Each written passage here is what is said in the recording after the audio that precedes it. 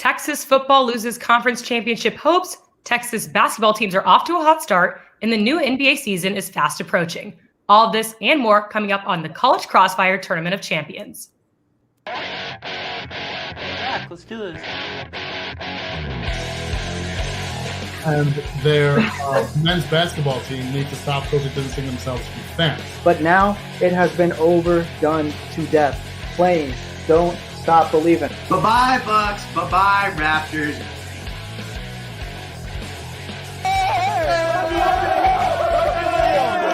All right, let's get to it.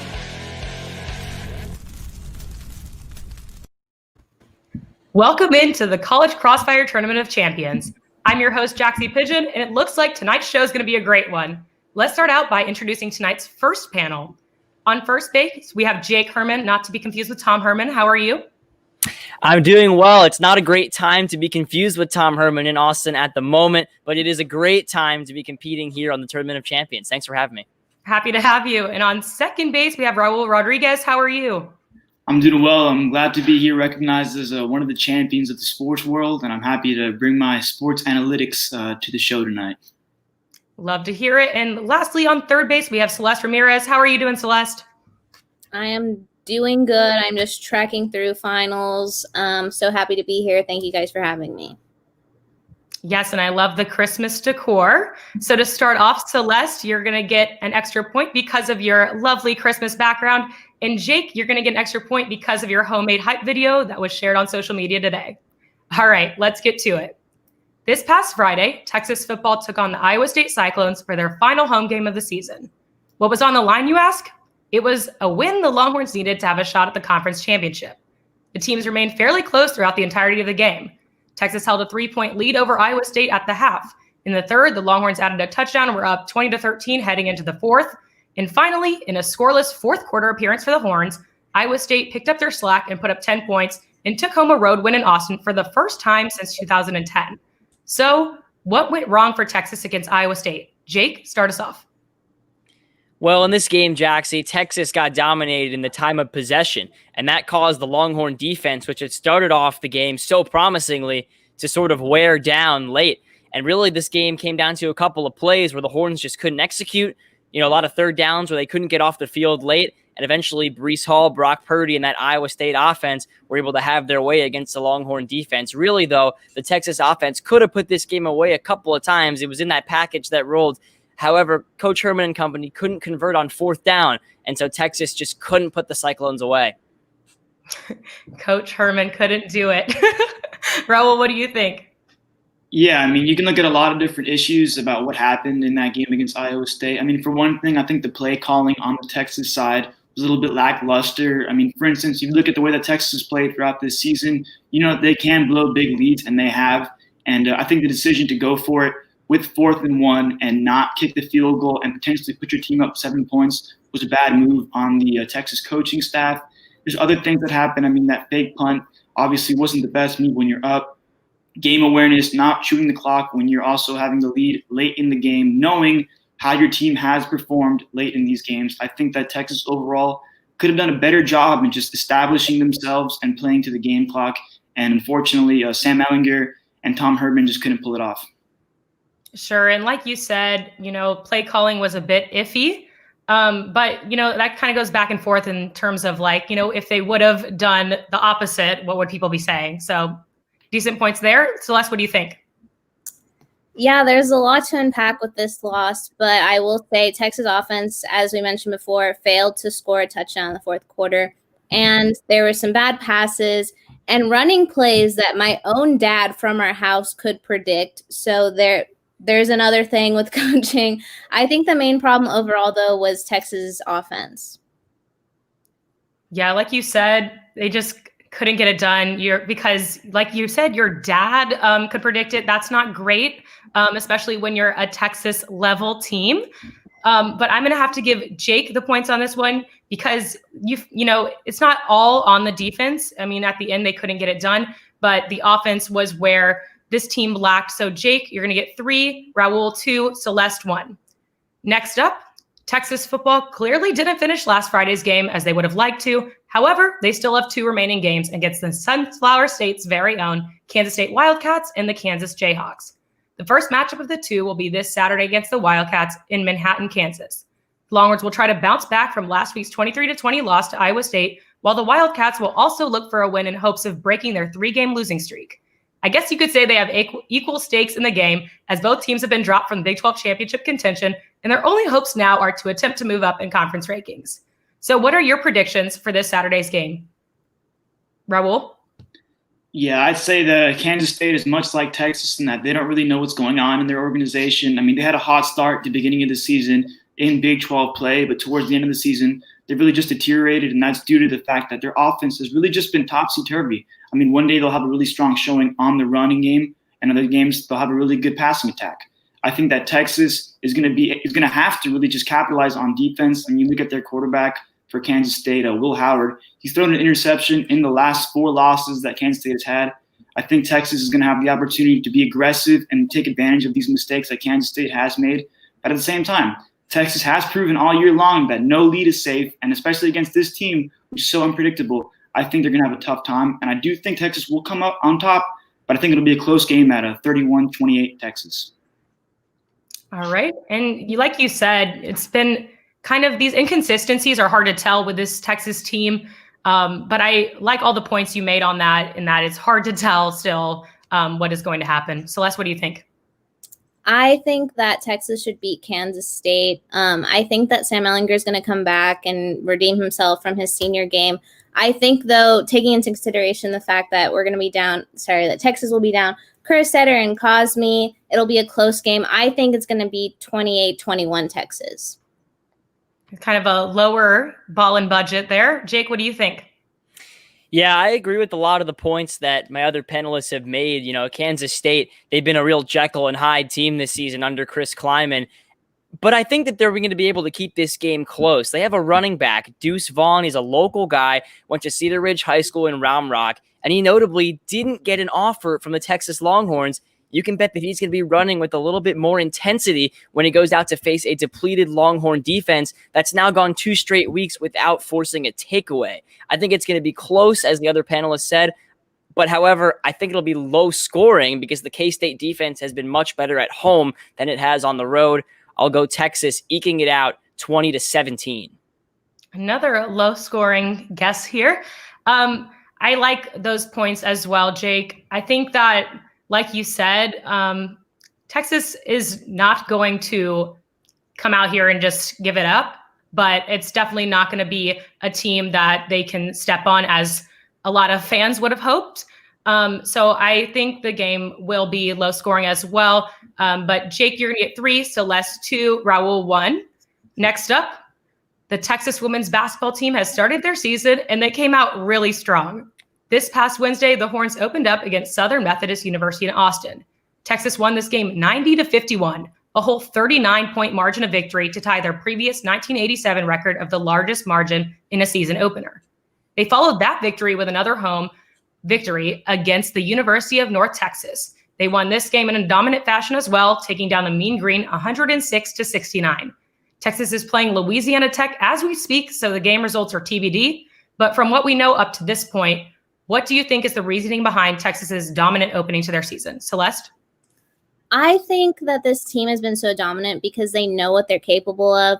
I mentioned in a previous episode with Coach Schaefer being added to the mix, he was able to develop Mississippi State in a short period of time, and he has a talented group of returners with Charlie Collier and Celeste Taylor and other people on the Texas roster. And so it's no surprise that a great coach with a great team is yielding success. Sure. Vic Schaefer has definitely stepped in and put in his work right off the bat. Jake, what do you think?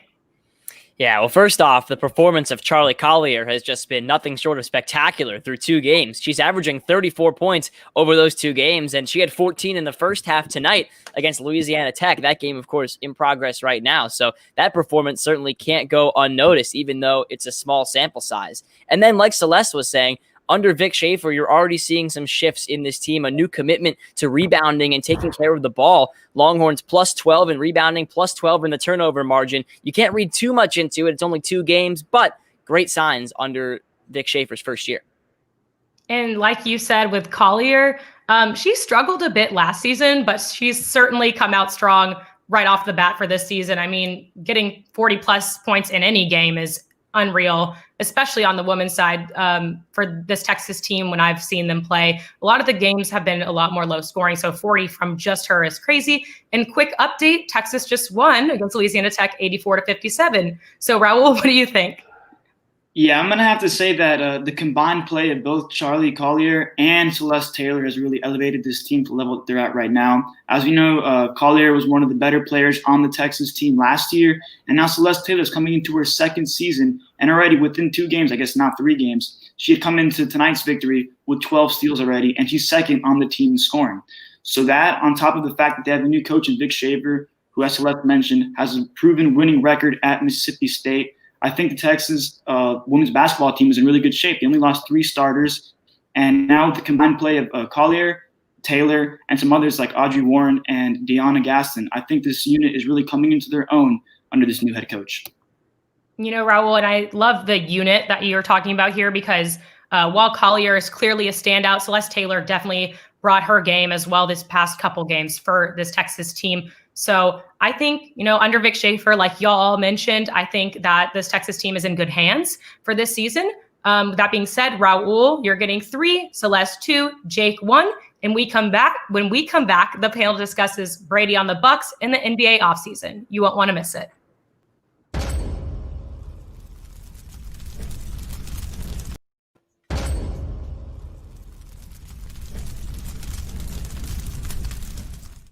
Men's basketball looks for a key win against Iowa State. Women's basketball is tested against the number 2 team in the nation. The Longhorns had a dominant pitching performance in the latter half of the game, led by Pete Hansen. I get to say some of the most exciting words in football. The Cincinnati Bengals are on the clock. And picking for Texas started the third with the lead and continued to gain momentum on defense. Hello and welcome into the first social distancing college press box ever. You're watching a live sports presentation of Texas Student Television. It's a lovely evening in Austin. Texas Longhorns, Texas A&M Aggies. This is a rivalry game, high intensity, high scoring. Puck drop, we're off. Both of these teams are very fast.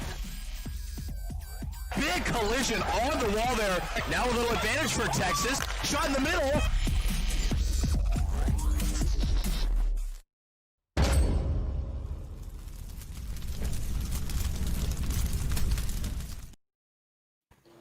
Welcome back to the College Crossfire Tournament of Champions. Let's take a look at the scoreboard. Leading the show, we have Jake with 8 points, and right behind them, we have tied in second, Raul and Celeste with 6 points. Let's jump right back in.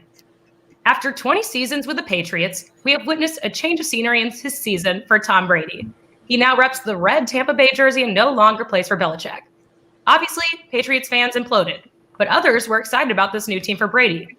He was going to be a part of a stacked roster with players like Mike Evans, Chris Godwin, Rob Gronkowski, and O.J. Howard. What could go wrong? Flash forward, the Buccaneers are 7-4 on the season, leaving them at a position where they are walking a tightrope between whether or not they're going to make the NFC playoffs. So, do you think the Bucs are living up to expectations with Brady on their roster? Jake, start us off. Well, Jaxie, I think it depends what you expected of Tom Brady. At 43 years old, he's having to adjust to a new offense, and it's a vertical passing game, and he's being asked to make some throws that he hasn't been able to make in 5 years. Now, I'm not trying to discredit Brady at all. He was winning the Super Bowl within the last 5 years, but in this, a pandemic season, the Bucs have been about as inconsistent as can be expected. So I think the jury's out. We'll have to see if Brady shows up when it really matters for this Bucs team. Right. You know, it also depends, like you said, on what these people's expectations were. But from what I know, everyone had very high expectations of Brady because what he had done with the Patriots. But we'll see. Raul, what do you think? Yeah, I would say you got to look at the Tampa Bay Buccaneers over the last couple of years to really determine how Brady's performed. And in the last 10 years, the Bucs have only been above 500 twice. Once in 2010, another time in 2016. You know, statistically, Brady isn't necessarily being the standout GOAT that he's widely regarded as. But, I mean, the rest of the schedule is going to be pretty easy for this Buccaneers team. I mean, they're going to be playing the Vikings, the Lions, and the Falcons twice. All three of those teams have been really, really poor throughout the season. And Brady's going to have the opportunity to put his team in contention for the playoffs. At the same time, Brady's also slated to throw for about 4,000, 4,500 yards this season. So definitely not a poor performance on his part. He has had some struggles throughout the season, throwing 11 interceptions so far. But as Buccaneers fans, I would imagine they're pretty happy with what's been going on in Tampa Bay. Sure. And I like how you mentioned, kind of they're nearing towards the end, how, Brady has a chance to redeem himself from those people who may have thought he had gone downhill and doesn't have a chance to. Celeste, what do you think? The age-old saying, practice makes perfect. The Buccaneers definitely need it. I'm going to say, I don't know why I got on that. In my opinion, Brady should have never left New England. Not that means that if he stayed, he would still be good, but it's just embarrassing that he left to be bad. Truthfully, I'm jealous because I wish that Kawhi had left to be bad, but that's not the case.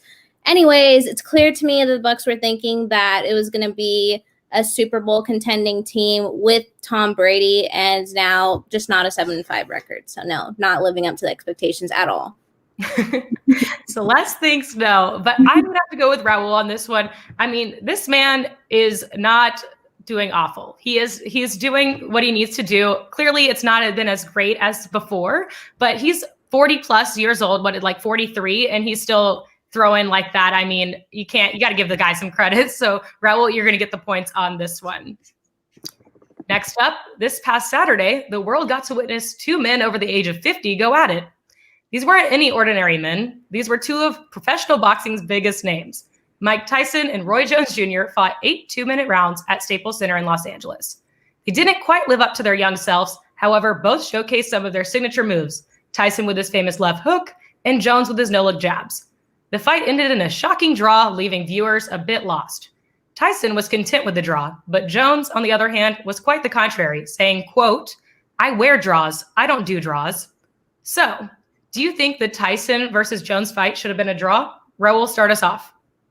I'm going to have to side with, the rest of the world on this one. I think Mike Tyson was the undisputed winner of that bout between him and Roy Jones Jr. I mean, both of them, like you said, they're above 50. They're both not to the same level they were when they were in their primes. But throughout that entire contest, you could see Mike Tyson was landing some powerful hits on Roy Jones, and he just never really had an answer throughout it. And if you look at the actual statistics, Mike Tyson landed 67 punches, whereas Roy Jones landed a mere 37. So, I mean, if you look at it from that perspective, it's an obvious winner in Mike Tyson. And even then, the times that Mike Tyson was landing punches, you could tell they were powerful. And I definitely think that Roy Jones got away with an easy one right there. All right. Raul thinks that it was a clear winner in Tyson. Celeste, what do you think? I think that it should have been a draw. Mike Tyson started off stronger than Jones, but I felt like with the cleaner punches, but I think that Jones made up for it somewhat in the second half. That's why he won one of the scorecards. But overall, I mean, yeah, they're just old people fighting. No offense to them. But I just don't think one was clearly better than the other. It looked like a draw, and it was a draw. All right. Celeste agrees with the draw. And Jake, what are your thoughts?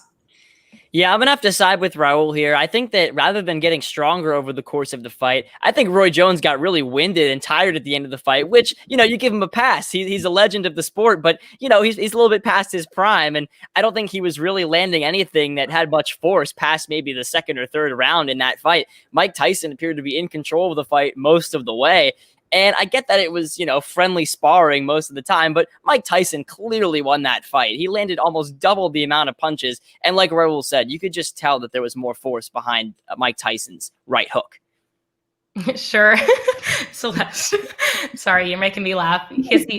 Mike Tyson had some interesting takes of what he did before and after the match. But anyways, I think that the draw was not the greatest choice.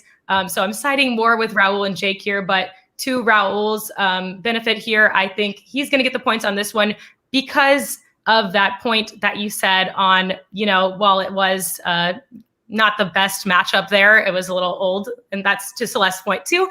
But, it was clear that Jones was not as up to par with Tyson at that point. So Raul, you're going to get the points. Finally, the NBA draft took place on November the 18th. Free agency began on November the 20th, and those signings started 2 days later on the 22nd.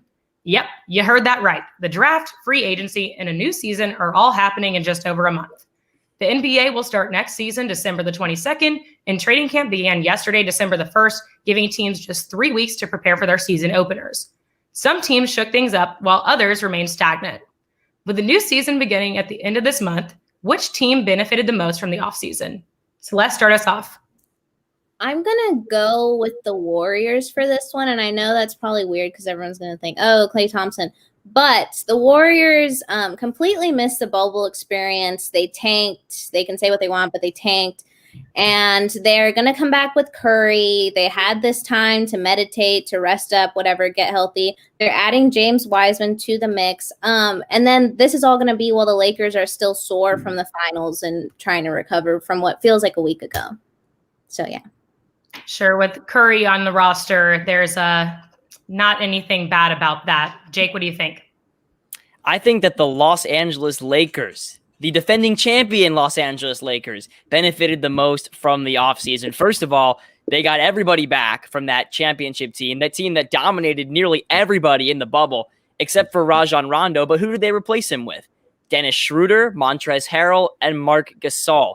3 excellent veterans. They're going to slot right into Coach Frank Vogel's rotation and make that team just as formidable next season. Another reason the Lakers benefited was just the fact that nobody else really formed the kind of super team, at least one that's going to be healthy, that's going to have enough to contend with the Lakers. Last season, before the season started, I picked the Lakers to win the finals on College Crossfire. And even though they're the favorites and it's a boring pick, I'm doing it again here tonight.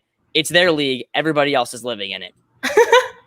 Very confident in that. But like you said, I mean, they got everyone back except for one. And they know what they're doing, and it's working for them. So clearly something's going right. Raul, what do you think? Yeah, I'm going to have to go with the Portland Trailblazers on this one. And if you look at their performance in the bubble, these guys were just offensive threats throughout the entire season. I mean, obviously Damian Lillard has been one of the premier scorers in this league. CJ McCollum's also been great. And Melo coming out of his old age, still making some moves. I think over this offseason, they did a great job of addressing their defensive woes. They picked up Derrick Jones Jr., who was great on the Heat, Robert Covington, who also has some experience on defense and can score from the perimeter as well. And they added Enes Kanter. And they got rid of Hassan Whiteside, so they needed some depth at the big man position. Enes Kanter fits that role, and he can also add a lot more of a presence under the rim. So with that being said, I also think if they get Zach Collins healthy, the Trailblazers are going to be one of the more formidable teams in the entire league. And especially in a West that's been kind of depleted, especially now with that Russell Westbrook trade, I think that the Trailblazers are going to make their case for making it to the conference finals. Yeah, the Trailblazers, they definitely benefited from this offseason. Whereas I don't know, benefited the most, I think I'm going to have to go with the Lakers just because they are coming off. They're hot. I don't really think people like LeBron and that team are people who need breaks, days off, and they're coming ready to play. The Lakers are going to come out strong, I'm sure, in the next season. So, Jake, you're going to be the Group 1 winner. Congratulations. You've now secured a spot in the championship round. So you'll be joining us later on tonight. Coming up next, the second group will compete for a spot in the championship with Justin and Jake here on College Crossfire. You won't want to miss it.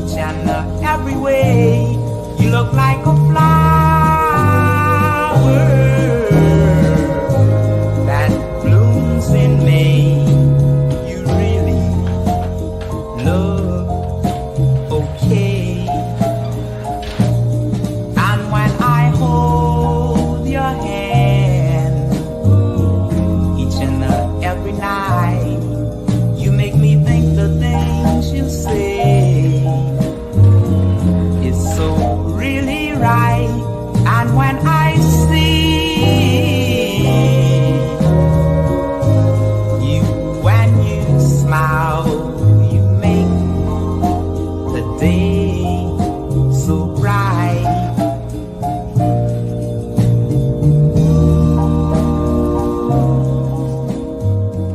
Welcome in to the 1-0 Sports Show, the premier sports talk show on the 40 acres. We're back.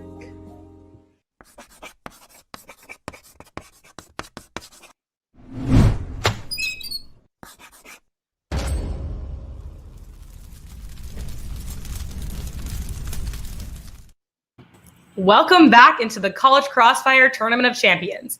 I'm your host, Jaxie Pidgeon, and I'm excited to talk some more sports. We'll debate anything from college basketball to college football to the NFL and more. Let's start out by introducing tonight's second panel. On first base, we have John Kelly. How are you doing tonight, John? I'm good, Jaxie. I was in the Tournament of Champions last year, and I'm hoping to do better than I did last year. Looking to come back. Adam, how are you? I'm doing great. First ever Tournament of Champions show, so excited to be on tonight. Well, we're excited to have you. And on third base, we have Emmy. How are you? I'm good. Just like Adam, this is also my first Tournament of Champions, so I'm just excited to see how it goes and just have fun. And I'm excited as well. And I do believe, John, you are the only one who has been on a Tournament of Champions before. So I'm excited to have some friendly new faces on here as well. Before we get started, we're going to award some panelists extra points. First up, John, you're starting off with an extra point because of all of the content you made for tonight's show. Thank you so much. And Emmy, you are getting a point because of your homemade hype video that was shared on social media today. You crushed it, girl. All right, let's get to it. Just a few hours ago, Texas men's basketball took down the University of North Carolina and got the Maui Invitational Tournament win. Matt Coleman hit a buzzer-beater step-back jumper with 0.1 seconds remaining on the clock to bring the Horns to a 69-67 victory over UNC. Last Wednesday, the Longhorns opened up the season against UT Rio Grande Valley and got the 91-55 win. Then, at the beginning of this week, their first opponent of the Maui Invitational was Davidson, who they beat by a narrow 2-point margin, 78-76. Next up was Indiana, who they took down 66-44. And finally, tonight's victory over North Carolina, bringing them to 4-0 on the season. With starting the season undefeated, is this a sign of things to come for this Texas team? John, start us off. It's definitely promising, Jaxie. This team has done so well in the Maui Invitational. They brought back the ship and got that good win over UNC. But, you know, we've seen that before where they've done really well at the beginning of the season but tailed off in the middle like last year. But it's certainly promising, and things are looking up for this Texas team. Sure, this victory is definitely promising, especially from like this past victory tonight. But like you said, anything's still bound to happen with this Texas team, as they've proven time and time again that they can drop off after, you know, the first few games. Adam, what do you think? Yeah, John hits the nail on the head with this Texas team. It's always the hope that ends up killing you. But this Texas team, through these first four games, is definitely living up to the hype. After toying around with Davidson, they blew away Indiana and then came out with a late clutch shot by Matt Coleman against North Carolina. So when you look at guys like Matt Coleman and Courtney Ramey, who are off to quick starts, and then you still consider that their streakiest and hottest three-point shooter, Jace Fevers, is still coming back. Greg Brown is going to continue to develop throughout the year. This Texas team has a lot of pieces. And how about Brock Cunningham? He's finally putting an end product to all the effort he always shows. This Texas team has a lot of depth, and I think they could have a big year this year. Sure. I love how you mentioned, you know, the returning players as well as, you know, the newer faces. But Coleman definitely stood out in these past couple games for sure. Emmy, what do you think? Yeah, I think this win was great. I mean, UNC was obviously ranked 14 and we were ranked 17. So that shows promise. I'm not like 100% sold that this is the year for Texas just yet. They still haven't faced some of the harder teams, especially in the Big 12.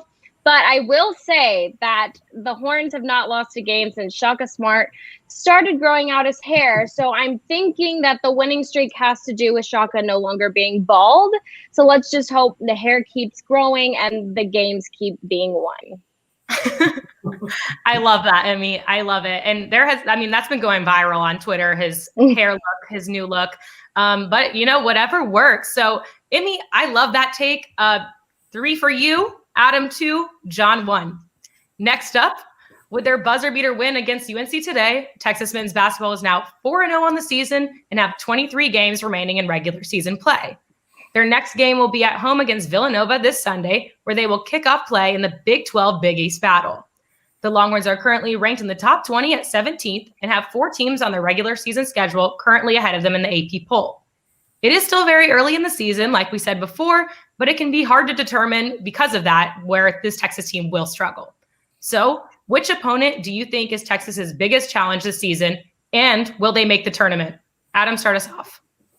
Yeah, I think Texas' biggest challenge is going to come in Big 12 play because they have to face the Baylor Bears twice with Jared Butler and Michelle Teague both returning to lead the Bears. This was a very talented Bears team, and it would have been really fun to see how deep they would have went in March last year had the NCAA tournament happened. But talking about the NCAA tournament, this Texas team, I think, will make the tournament this year. Shaka Smart at least better hope so because his job depends on it. But if you look at this 4-0 start, and like I said before, the depth this team has, they have everyone back from last year except now Will Baker, who's transferred, and they added 5-star recruit Greg Brown to the mix. So with the depth they have at guard, with Ramey, Jones, Coleman, and Febres, the big men in Jericho Sims, Kai Jones, and Greg Brown, this Texas team has all the pieces they need to get to the tournament.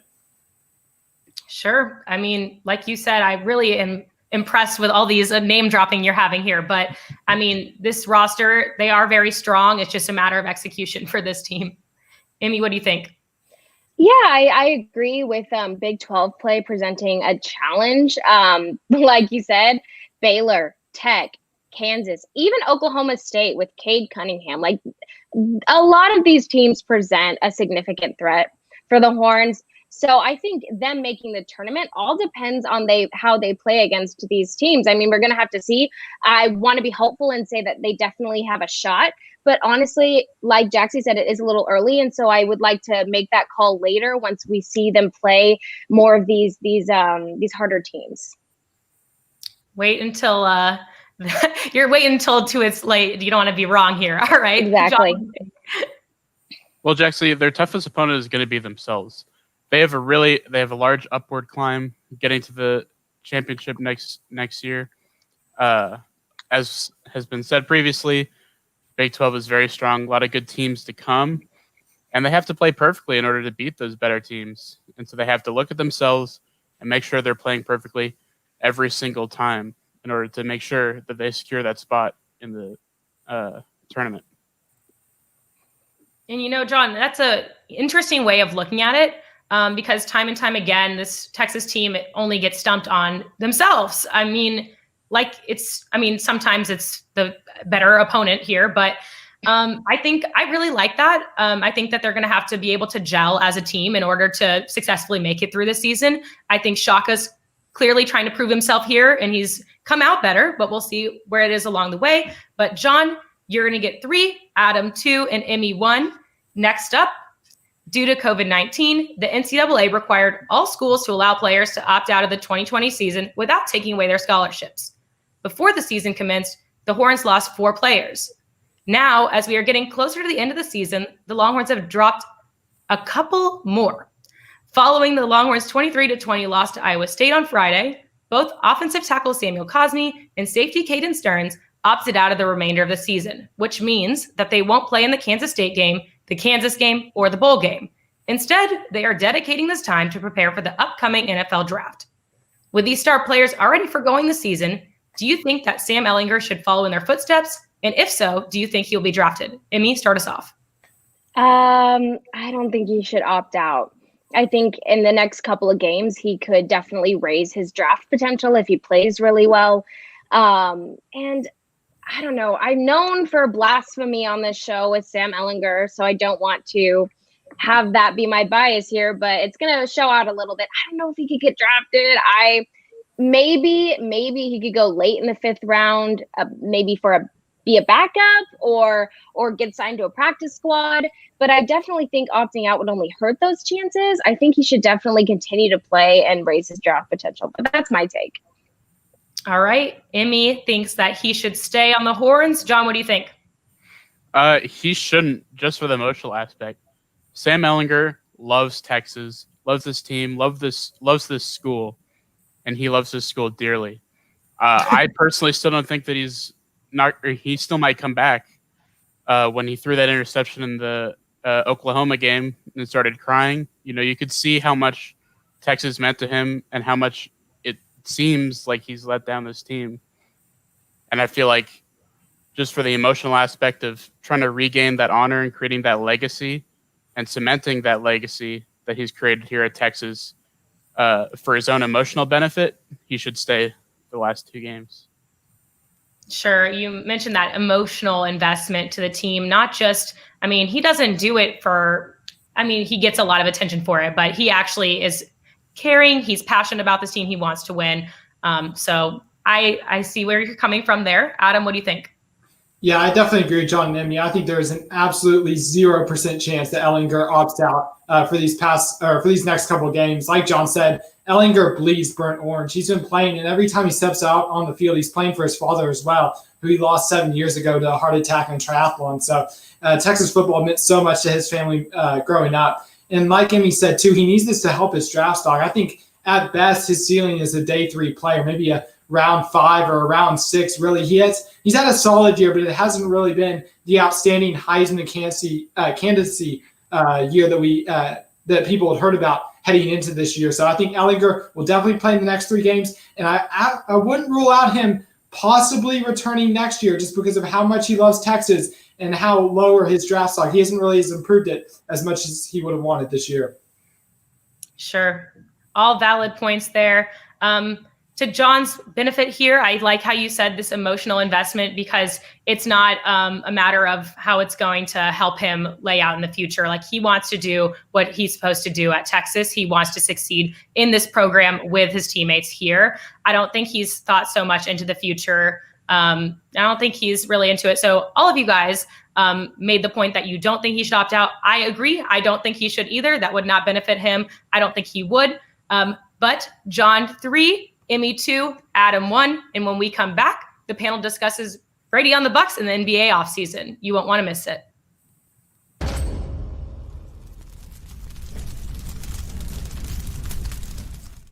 Men's basketball looks for a key win against Iowa State. Women's basketball is tested against the number 2 team in the nation. The Longhorns had a dominant pitching performance in the latter half of the game, led by Pete Hansen. I get to say some of the most exciting words in football. The Cincinnati Bengals are on the clock and picking for... Texas started the 3rd with the lead and continued to gain momentum on defense. Hello and welcome into the first social distancing college press box ever. You're watching a live sports presentation of Texas Student Television. It's a lovely evening in Austin. Texas Longhorns, Texas A&M Aggies. This is a rivalry game, high intensity, high scoring. Puck drop, we're off. Both of these teams are very fast.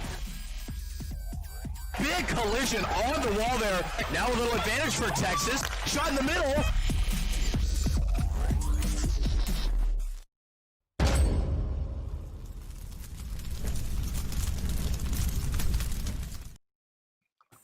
Welcome back to the College Crossfire Tournament of Champions. Let's take a look at the scoreboard. Leading the show, we have John with 8 points. In second place, we have Emmy with 7 points. And in third, we have Adam with 5. Let's jump right back in. The NCAA basketball season was originally supposed to start on November the 10th, but ended up being pushed back to November the 25th due to COVID-19. The teams were able to begin practicing on October 14th with no exhibitions or scrimmages being played. The council also set a maximum of 27 games during the regular season. As we have already seen with other sports that have been playing through the pandemic, games are bound to be postponed or canceled. Regardless, the NCAA is planning to still put on the championship tournament in March and early April in Indianapolis. Clearly, these teams only have had a couple games under their belts. But what is your way too early Final Four prediction? John, start us off. Starting off at number 1, we're going to have Gonzaga. They've just been dominant all the time. Number 2, Villanova. Number 3, Virginia. And my number 4 spot, like the college football playoff number 4 spot, is open. Right now, it's Baylor. However, I hate Baylor. I hate Waco. But I do want a Big 12 team in there. So give me Kansas at number 4. All right. Got to get that Big 12 representation at the end there. Adam, what do you think? Yeah, I agree with John on the first two. I've got Gonzaga as my number one, and then I actually have Baylor as my number two. I've been impressed with Jared Butler coming back, and then Michelle Teague and Davion Mitchell. That guard play, I think, can lift Baylor through Big 12, especially because I think Kansas could have a down year. I've got Villanova at number three. I like what Jay Wright always does there. I think the Wildcats will only get better as the season progresses. And then number four, I think is pretty open. Right now, I'm going to give the nod to Iowa because Luka Garza, their returning player, he averaged 33 points per game last year in college basketball. I think he's the best returning player in the nation. The Hawkeyes have a couple of big tests upcoming against North Carolina and Gonzaga, so that'll be a real litmus test of where they're at. But I like the Hawkeyes right now at number four. All right, Hawkeyes kind of switching it up there a little bit. Emmy, what do you think? At number one, I have Villanova. They just have lots of returning scorers from the previous season, and I think they have a really strong team. At number two, I have Virginia for the sole purpose of going back to back. Also, the team is amazing. That I think that would be awesome for them to go back to back. That could be cool. Then I have Gonzaga. They're just super diverse, a well-rounded group of players, lots of different areas of strength for them. So I have them at number three. And then at number four, I have Baylor. Like John was saying, I do not like Waco, but Jared Butler, you cannot deny his talent. And they just had an amazing recruiting class. So I can't wait to see what they do the rest of the season. But yes, I have them at number four. I love the hot Waco takes here. It's a pretty boring town. I love you, Stephanie. I'm sorry if you're watching this. I love you. My best friend goes to Baylor, but I'm going to have to go with Adam on this one. I think you had, Gonzaga, Baylor, Villanova, and Iowa. The Iowa State is a little further out there, but I think that coming together in the end there, I think all these teams could be great contenders, and Baylor definitely has the upper hand in terms of Big 12 right now. So, Adam, you're getting the points on that one. Next up, this past Saturday, the Ohio State Buckeyes football matchup against Illinois was canceled due to additional positive COVID-19 cases. That brings Ohio State to 2 games being canceled. The concern for the Buckeyes is that Big Ten rules say that a team that misses 3 games is ineligible for conference championship. If either of Ohio State's remaining games against Michigan State this Saturday or Michigan the following Saturday get canceled, the Buckeyes will be out of the conference championship and therefore could potentially not have a shot at the playoffs. If an undefeated Ohio State is ineligible to make the Big Ten championship, how will that impact the college football playoffs? Adam, start us off. Yeah, this would be an absolute nightmare scenario for the Big Ten, and I just don't see this happening. I think the Big Ten will actually adjust the rules if this ends up happening just because of the amount of cancellations happening right now. But if that would happen, I think the big beneficiary would still be in Ohio, and that would be the Cincinnati Bearcats. If you look, Ohio State being out would take the Big Ten out contention because I don't think Indiana is going to get there with Michael Penix Jr. out for the year. I don't see the Big 12. The Big 12's already beaten themselves, and the Pac-12's only hoping Oregon lost this past weekend. So you've got Clemson in there, you've got Alabama in there, maybe Notre Dame. So I think the door is wide open. If Cincinnati can go undefeated and win the American Conference Championship, I think the Bearcats can sneak in there as the number 4 seed. Very interesting, sneaking in at the end there. All right, Emmy, what do you think? I think we have seen that the playoff committee loves Ohio State because it is worth noting that Ohio State is the only Big Ten team to ever make the college football playoffs without winning the conference in 2016. So we know that they somehow end up weaseling their way into almost everything. Can you tell that I'm a big fan of Ohio State? But is it fair to evaluate a team's performance based on 4 to 5 games while other teams are playing 9? I honestly don't think so. I know that the playoffs don't really have a minimum game requirement, but I think the biggest question here is is it fair to the other teams? Personally, I don't think so. I think it's definitely a possibility, but like Adam was saying, it would be a nightmare scenario. And I always question the committee, so I wouldn't be surprised if they did it, but I don't think they will. So, okay. And last up, John, what do you think? I don't think they're going to make the college football playoffs if they miss another game. And honestly, that seems like the most Michigan thing to do to contract COVID, get a game canceled, and keep Ohio State from the championship. At least actually somewhat beat Ohio State that way. So I don't see the Big Ten changing the rules. That's unfair to every other Big Ten school, just because Ohio State's the most likely in for the CFP if they get the championship. That's unfair to everyone else. Michigan State's probably happy with themselves for keeping Northwestern from in this conversation with that loss last weekend. But I agree with Adam. I think Cincinnati is the big winners here. Above them are Florida and Texas A&M. But unfortunately, Texas A&M already has that loss to Alabama, so putting them in the 4th spot just to play Alabama in the CFP doesn't really do anything. And Florida will most likely lose to them in the SEC championship. Again, that's another loss. I don't see it happening. So that just leaves Cincinnati, the only undefeated team with any chance of being able to get in to the CFP that's not already in the CFP. It gives them the best shot at going in. But I definitely think that's something Michigan would do, get COVID to keep Ohio State from All valid points here. I see, it's not going to be an easy decision for the committee if they have to be able to make that. But Adam, I really like your point on Cincinnati sneaking at the end. I know John kind of touched on that. But Adam, you're going to get the points on this one. And finally, during this NFL season, we have been able to see some impressive talent, even more so than normal, in my opinion. A decent number of teams who couldn't quite rise to the occasion last season have now stepped up their game and have potential to make playoff runs. Teams like the Pittsburgh Steelers, who are the only undefeated team left, as well as other dominant teams like the Kansas City Chiefs and the New Orleans Saints, who are clearly standout teams during this NFL campaign. But outside of those teams, who is your dark horse pick for this NFL season? Emmy, start us off. I'm going to say the Miami Dolphins. I mean, they started out 1-3 and now they're 7-4. They have improved tremendously in the back half of the season, which rarely happens, especially for the Dolphins. Tua was injured, so I don't know how valid this point is going to be going forward, but that's my pick for right now. And Brandon Jones represent there, get some hookums there. John, what do you think? I'm going to say whoever wins the NFC East.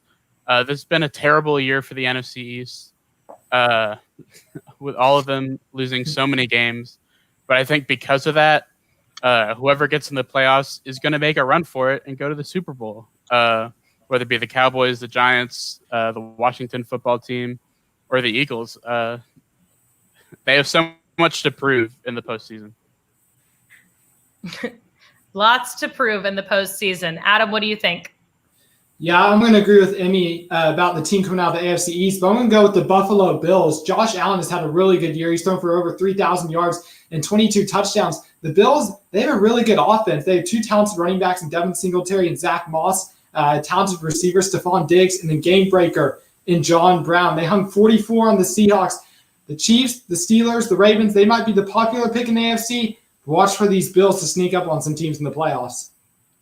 Yes, all very, very interesting takes, but I'm going to have to give the points to Emmy. I like the Dolphins, honestly, at this point, and I like the Longhorn represent, and we'll see. Hopefully Tua can, come back, but to Raul, Mr. 305, here you go. But regardless, the Group 2 winner is John.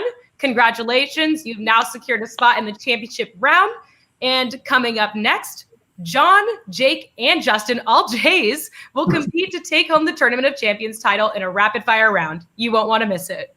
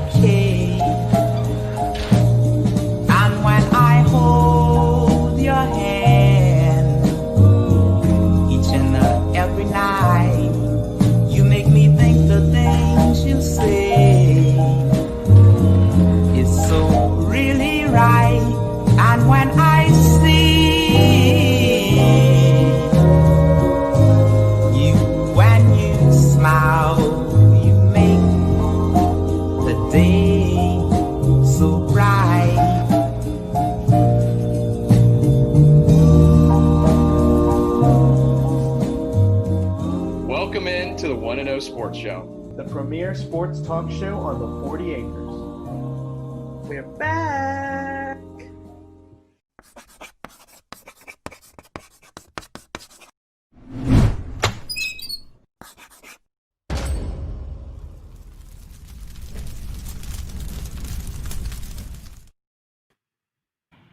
Welcome to the finals of the College Crossfire Tournament of Champions. It's time for rapid fire. In this round, points are worth double, and that means it's anybody's game. Before we jump back in, let's take a moment to reintroduce our championship title contenders. On first base, we have John Kelly. How are you, John? I'm good, Jaxie. I'm excited.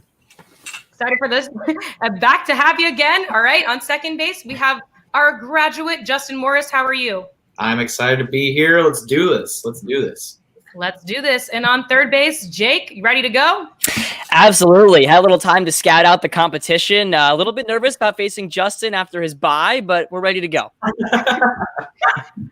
All right, guys, best of luck, and let's get to it. This past Saturday, Sarah Fuller, a powerful and talented soccer star, became the first woman to play in a Power 5 football game. Unfortunately, Vanderbilt was unable to get within field goal range the entire game. As someone who watched the whole game in hopes of Fuller just getting to attempt one field goal, it was a bit brutal, but head coach Todd Fitch allowed her to make her debut, kicking off the second half. The Commodores will take on the Georgia Bulldogs this Saturday, and Fuller may get another chance to kick. Cheers to her for breaking down barriers and hashtag playing like a girl. So while we're talking soccer stars, let's look at this similar situation through a professional football lens. If you could choose a player on the U.S. women's soccer team as kicker of your favorite NFL team, who would you pick? Anyone can jump in. I'll start off. You got to pick Rapinoe. How do you not pick Megan Rapinoe? I mean, she's the best. She's the GOAT. You got to pick her. Like, we all know what she's capable of. She's one of the best soccer players out there, probably in the world, not just in the country. So, yeah, easily Megan Rapinoe. All right. Justin's got Rapinoe. Who else? I think you're going to have to go with Alex Morgan. She's got so much star power, and she's a great soccer player that would no doubt make a great kicker for an NFL team. Another great choice. Jake, who do you have to add? I'll go with a little bit of a wild card. Go Rose Lavelle, the exciting young midfielder, just won a championship over in the NWSL. I think she deserves a shot to get out there. She's only 5'4", so the pads might look a little bit big, but Rose Lavelle can pack a punch in that right foot. Rose, she's definitely been standing out, but I'm going to have to go with Rapinoe on this one. Justin, you're going to get the points to start us off with rapid fire. Next up, this past Sunday, the Denver Broncos played the New Orleans Saints at home. The Broncos did have a major hitch in their giddy-up, though. Denver's three quarterbacks, Drew Lock, Brett Rippon, and Blake Bortles, were ineligible to play because of COVID-19 close contacts. Instead of forfeiting the game, the Broncos pulled in a practice squad member. That member was Kendall Hilton, who played quarterback at Wake Forest University prior to converting to wide receiver when he went pro. Hilton was 1 for 9 for 13 yards with 2 interceptions. Not a great look, but at least they gave it a whirl. That being said, who would you like to see play quarterback if all of your favorite team's quarterback options were ruled out? Anyone can jump in. I would like to see some synergy between major league franchises here. Maybe sign a baseball pitcher to the 52-man roster. Get him in there, get him in pads. Already different type of throwing, but they can adjust. They're big boys, so they can work it out. The baseball route, okay. Justin, what do you think? That's a good question. I'm gonna go bold here, and I'm gonna go with someone who's not a person. I'm gonna go with a cow. I'll go with Bevo, the Longhorn himself, going in as quarterback for my favorite team, the Texas Longhorns. If they want to call themselves the Longhorns, prove it. Put in Bevo. And we'll see how far that ball goes. Jake, what do you think? I was going to make a terrible pun and say the cannon. We're not going to do that. Instead, we're just going to pick a player who has a cannon, and that's Clayton Kershaw. Just steal from Justin's LA roots right there. MLB players, they were saying where and when. Where? The Super Bowl. When? Right now. Clayton Kershaw. Kershaw is a great answer. I think that, he's got the cannon. I like the cannon idea too, but it would have been a little cheesy. So I'm glad you changed your mind there. So Jake, you're going to get the points on that one. And for the final rapid fire of tonight, it'll be worth 3 points. So it's anybody's game. Directly following Texas football's loss to Iowa State, the rumors picked back up regarding head coach Tom Herman's future. The rumors and talk of Herman on the hot seat come and go, but after this game, it was being widely discussed more than normal across social media platforms, as well as in post-game press conferences. Herman's future with the Longhorns is still undetermined, but his statistics are 30-18 overall in his 4 seasons up to this point at Texas. Of course, fans can't help but act as if they are the ones making the next hire. All eyes are currently on national championship head coach Urban Meyer, but if Texas can't lure in Meyer, who is the next best option for head coach? Give me whoever just trained Mike Tyson for that fight, because you have a fighter who has a championship history, maybe 15 years ago, maybe a little longer in some cases. But if you can bring back a fighter like Tyson to glory, like we saw on pay-per-view last weekend, then you can take this Texas football program and turn back the clock into the days of old. Mike Tyson's trainer. Mike Tyson's trainer. All right. Who else? You want to go, John? Yeah, I think we have to. Texas has the capital and the ability to take from the NFL coaching pool. So maybe nabbing an NFL coach. I don't know. It'd be great if we got like John Harbaugh or Pete Carroll coming in here. But most likely, my prediction, what's really going to happen is Texas is going to take Jim Harbaugh from Michigan. And just it's a hot take, but it'd be the most Texas thing to do. Oh gosh. Justin, what do you think? Best head coach. You know what? Texas men's basketball just beat UNC for the 3rd time under Shaka Smart's reign. That guy knows how to win big games, and maybe he's the thing that can kind of finally push Texas over Oklahoma, this bump that they've had in the road for so many years. So let's put in Shaka Smart. He's undefeated with the hairdo. So the fro. The fro. Yeah, I like the idea here with the fro. I just don't know about his execution quite on the football here. I mean, maybe he can turn things around. But Jake, I mean, this man whipped Tyson back into shape, and I think that man could get it done too. He's going to be all out to take down whoever his next opponent will be, because they're going to have to take him down. It's going to be a knockout. So, Jake, you're going to get the points and the win. Congratulations, Jake. You are the 2020 College Crossfire Tournament of Champions champion. So, Jake, go ahead. Take it away. Oh, man. What an honor. What an honor. Thank you for having me on. And this FaceTime is just going to be a thank you for everybody who's made College Crossfire possible this semester. From you, Jaxie, as the host, to Justin, the director of the show, to everyone that's chipped in and made content and made this show what it is. You know, it's not going to lie. You would have proposed College Crossfire to me, not in the studio, without the live audience. Nobody loves the live audience, more than me. I'm always the one booing and cheering in the background. But honestly, this semester, doing things remotely, it's been so much better than I thought. And that's thanks to all of you guys, both at TSTV Sports and watching us at home.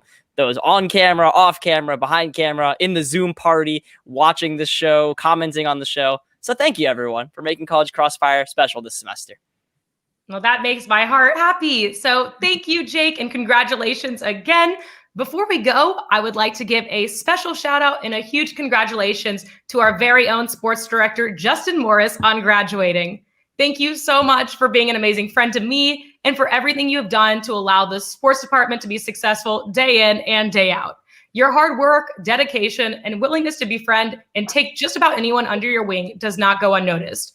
I deeply appreciate your presence on this earth, and I know the entire department feels the same way. We will miss you. And before I start crying, here's a tribute to the man himself, Justin Morris. Woohoo! After tonight's high-scoring game, Texas looks forward to taking on West Virginia and Texas Tech, looking to be bowl eligible for the first time in 3 years.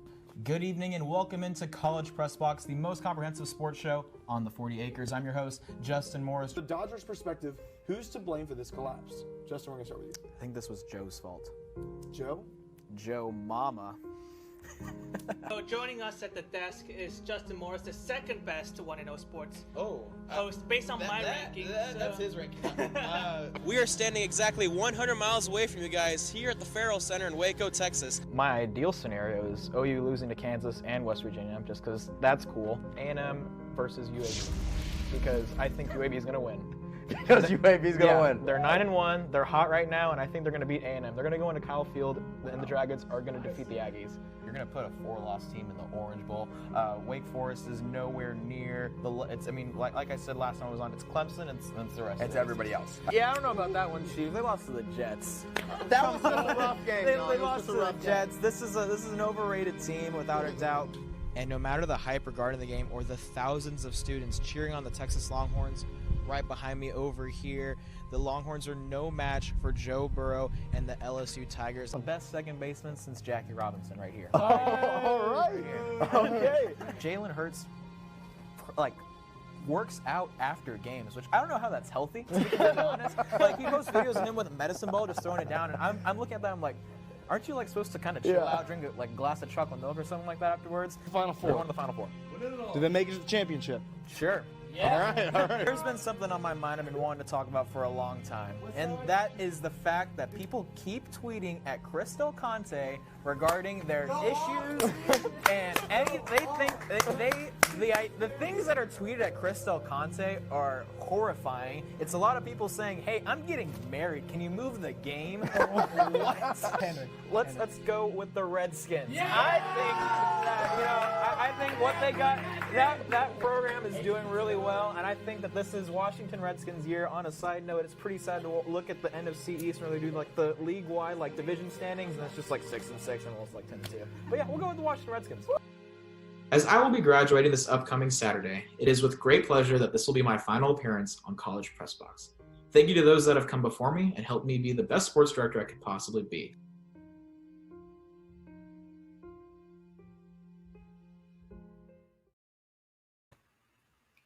Well, that was such an amazing tribute to a TSTV legend and, again, my good friend.